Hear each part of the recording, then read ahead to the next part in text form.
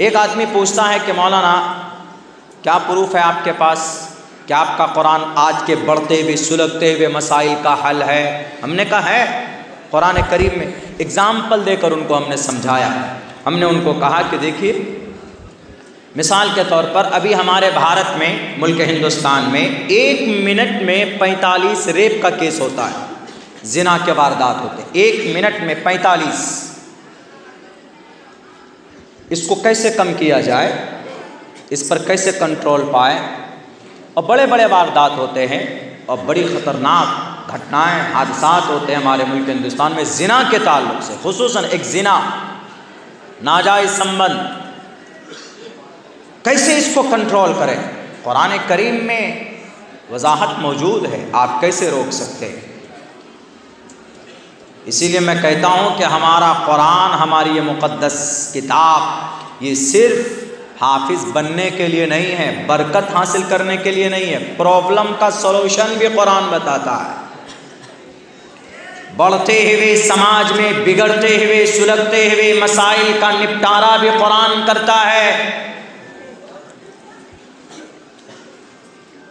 1 minute में 45 rape के वारदात। अभी 2.5-3 महीना पहले भारत का सबसे कैपिटल, पुराना और बड़ा शहर कलकत्ता में एक लेडी डॉक्टर का रेप होता, उसकी इज्जत लूटी जाती और फिर उसका मर्डर होता। 1 मर्तबा नहीं, कम से कम 5-5, 6-6 मर्तबा उस जालिम ने, उस बहरूपिये ने उस बेटी की इज्जत लूटी। कैसे बंद करें? अगर एक बात पर अमल कर लेते, वो एक मसले पर अमल कर लिया जाता, कुरान करीम के फरमान पर अमल होता, तो ये इतना खतरनाक हादसा सामने नहीं आता। हादसा होने के बाद, मर्डर और रेप होने के बाद, तब उसको फांसी की सजा देते हो। घटना हो ही नहीं, जिना ना हो, वारदात को वजूद में ना लाया जा सके, ऐसा कोई मेथड और तरीक़ा बताओ। दुनिया की सारी ग्रंथ और सारी किताबें एक तरफ, कोई किसी माँ ने वो बच्चा पैदा नहीं किया जो आज तक ये कह सके कि मौलाना मेरे पास जिना से बचने का तरीक़ा है, हम अगर इस तरीक़ों को इम्प्लीमेंट करेंगे तो जिना के वारदात घट जाएंगे। नहीं है, अल्लाह ने कुरान में बयान किया है। अल्लाह का कुरान कहता है वला तक़रबुज़्ज़िना इन्नहु कान फ़ाहिशा। ज़िना ख़तरनाक बीमारी है, मुहलिक चीज़ है। इसीलिए समाज के नौजवानों, समाज के लोगों, तुम ज़िना के करीब मत जाना, इसलिए कि वहाँ पर किसी की बेटी की इज्जत लूटी जाती है। बेटी हिंदू की हो कि मुसलमान की बेटी हो, अगर हिंदू की बेटी है तो यत्र नार्यस्तु पूजन्ते रमन्ते तत्र देवता तत्र तास्तु न पूजन्ते न रमन्ते न तत्र देवता। बेटी है तो सम्मान करो। अधे पश्यस्ते मोपरी संतराम पादकौहर माते कौशल्पको। ऐ समाज की बेटियों, तुम्हारी पिंडली नजर नहीं आनी चाहिए जब तुम मार्केट या बाजार में जाओ। ये कुरान का पैगाम नहीं है, ये वेदात के पैगाम है। जिन लोगों को कुरान करीम की आयत से पेट में दर्द होता, उनके ग्रंथ का पैगाम है कि बेटी सम्मान और बेटी इज्जत की चीज़ है। खुदा का कुरान तो इतना कहता वला तक़रबुज़्ज़िना इन्नहु कान फ़ाहिशा। ज़िना मत करो, उसके करीब भी मत जाओ। कुर्बते ज़िना क्या है? लड़की लड़का अपने आपस में मोबाइल के ज़रिए से चैटिंग करते हैं, मोबाइल में मैसेजेस करते हैं और टेक्स्ट मैसेज डिलीवर किए जाते हैं। वैलेंटाइंस डे में I love you so much का मैसेज भेजा जाता है। वैलेंटाइंस डे में कार्ड गिफ्ट किए जाते हैं और फिर नाजायज़ संबंध बनता है। इसलिए का वला तक़रबुज़्ज़िना, इन हरकतों को मत करो, इसलिए कि इन हरकतों की वजह से ज़िना आसान हो जाता है। ये तरीक़ा बताया है कुरान करीम में। कुरान करीम पर एतराज़ करने से पहले अल्हम्दुलिल्लाह आज के बढ़ते हुए जिना के वारदात को अगर कम करना हो तो कुरान करीम के मेथड को अपनाओ। अब्दुल्ला 100 मरतबा कसम खाकर बोलेगा तो मैं हानिस नहीं हो सकता।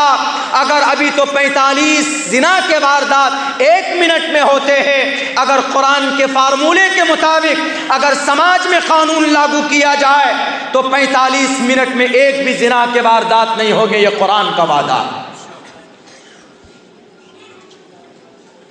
वो जो इतना बड़ा घटना हुआ, सीबीआई ने चार्जशीट दाखिल की और सीबीआई ने ये कहा है कि अगर ये 2 बातें नहीं पाई जाती तो ये घटना नहीं हो सकता था। वो 2 बातें कौन कौन सी थी? एक तो ये कि उसने ज़्यादा शराब पी रखी थी, उस आदमी ने, कौन, मर्डरर ने शराब बहुत पी थी उन्होंने, इस वजह से ये मामला सामने आया।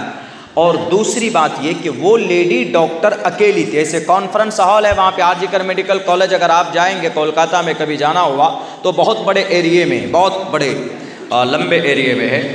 तो हमारा चूँकि घर वहाँ से क़रीब है तो जाना रहता है, हमने देखा है। तो इतनी बड़ी कॉन्फ्रेंस हॉल में वो लेडी अकेली थी रात को 3 बजे, वो लेडी डॉक्टर। मैं कमी नहीं निकाल रहा हूँ, लेकिन protection that is very compulsory in this world. ज़रूरी है अपने आप की हिफाजत के लिए सबब का इख्तियार करना, ये कोई गुनाह नहीं है, बैरक है। भारत में, मुल्क हिंदुस्तान में जितने भी वारदात हुए, चाहे वो सन 2012 में गैंग रेप, निर्भया का कांड दिल्ली का हुआ, डॉक्टर प्रियंका रेड्डी का हुआ शमशाबाद में और तेलंगाना में, उसके बाद फिर आपका यही बेंगलोर का भी ये सबसे ज़्यादा दिल दहलाने वाला मर्डरर आज तक भारत की तारीख़ में बेंगलोर वाला है, उसको ज़्यादा हाईलाइट नहीं किया गया। लड़की के जिस्म के 60 टुकड़े करके फ्रिज में डाला गया था, 60 टुकड़े। अभी की बात है, 2 महीना पहले की बात है, रिसेंटली। लड़की नेपाल की थी, लक्ष्मी नाम की लड़की थी, और उसके बॉयफ्रेंड, शौहर नहीं, शौहर था उसका, शादीशुदा थी, लेकिन उसका अंदर से किसी और के साथ कम्युनिकेशन व राब्ते में थी, जिसको बोलते हैं अफेयर, जिसको बोलते हैं लिव इन रिलेशन। शौहर के होने के बावजूद किसी और से रिश्ता बनाना नाजायज़ और हराम है इस्लाम में। उस औरत ने ऐसा किया, और उसका जो बोलता था कि मोहतरमा आप इशारा करो तो चांद पर चढ़कर हम तारे तोड़ कर लाएंगे। वो इतना बड़ा बुज़दिल है कि कम वक़्त रात को 12 बजे छत पर नहीं चढ़ सकता वो, और वो नाजायज़ संबंध बनाने के लिए इस तरह के डायलॉग बाजी करता था। बहरकैफ उसने 60 टुकड़े किए। एक दिन तो मर्डर किया और दूसरे दिन बैठकर चाकू लेके आराम से उसके टुकड़े किए। 2.5-3 दिन लगे उसको इस प्रोसेस में, टुकड़े कर करके 59 टुकड़ों में उसको फ्रिज में डाल दिया। उसके बाद फिर वो निकला तो 19 दिन के बाद फिर उसकी लाश और उसके मर्डर का पता चला। खैर, वो खुद अपने आप को सुसाइड कर लिया उस लड़के ने। लेकिन ये सब क्या है?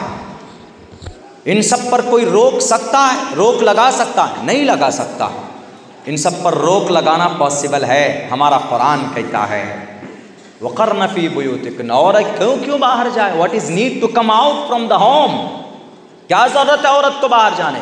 बाहर जाए भी बक़द्र ज़रूरत तो प्रोटेक्शन में जाए, पर्दे में जाए, किसी को साथ में लेकर जाए, अकेली ना जाए। कुरान करीम में जो आयात हैं, 7 आयतें हैं पर्दे पर।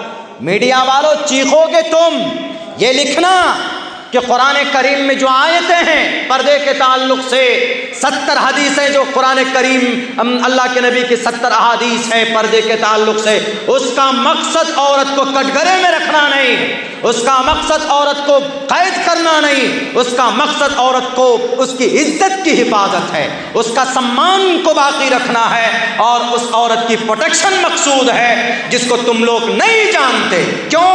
क्योंकि तुम्हारा ज़मीर मर चुका है, तुम्हें टीआरपी नहीं मिलती है। जब तक मुसलमानों के लफ्ज़ मुसलमान या इस्लाम अपने टीवी में, अपने चैनल में नहीं लाते कोई, अरे इस्लाम में तो ऐसा है, इस्लाम के कुरान में तो बड़ी सख्त आदेश है, क़वानीन है।